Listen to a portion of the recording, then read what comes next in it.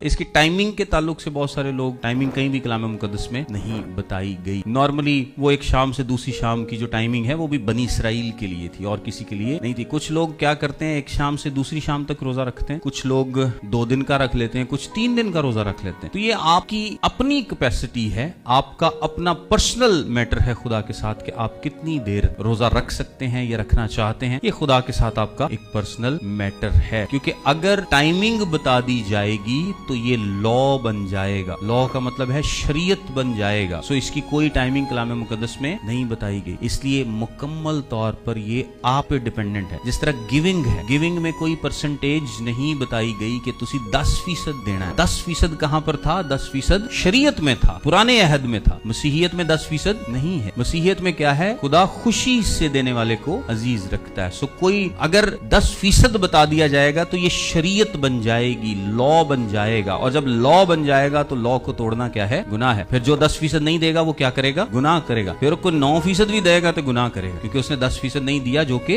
Law है, शरीयत है। सो इस तरह रोजे की अगर टाइमिंग बता दी जाएगी, जनाब इधर सूरज गुरूब होए थे, इधरों निकले थे, फिर तुसी रखना है तो खोलना है, तो ये लॉ बन जाएगा। लॉ को तोड़ना क्या होगा? गुनाह होगा। इसी तरह आप देखें कि दुआ की कोई टाइमिंग नहीं बताई गई कि आपने इतने बजे से इतने बजे तक दुआ करनी है, सवेरे दोपहर शाम करनी है, ये करनी है। क्योंकि ये भी क्या है, अगर ये दुआओं के ताल्लुक से बताया गया, इस तरह से टाइमिंग बताई जाए, तरीके बताए जाएं, तो ये भी क्या बन जाएगा? लॉ बन जाएगा, शरीयत बन जाएगी। और शरीयत को तोड़ना क्या होगा? गुनाह होगा। तुसी सवेर दी नमाज नहीं पढ़ी, गुनाह कीता है। शाम दी नहीं पढ़ी, गुनाह कीता है। हुण रात नूं सवेर वालियां दोवें पढ़ो। बताने का मकसद ये है कि अगर सुबह दोपहर शाम की नमाज होगी या दुआ होगी तो हम वो नहीं करेंगे तो वो क्या हो जाएगा? फिर गुनाह बन जाएगा। तो खुदा हमें कानून में, शरीयत में, लॉज में जो कि रस्मी होते हैं नहीं डालना चाहता, क्योंकि यही उसका मकसद था। उसने रस्में दी ही इसलिए थी ताकि हम जान सके कि हम रस्मों पर पूरा नहीं उतर सकते। ये रस्में हमें नहीं बचा सकती, शरीयत हमें नहीं बचा सकती। शरीयत सिर्फ आप पर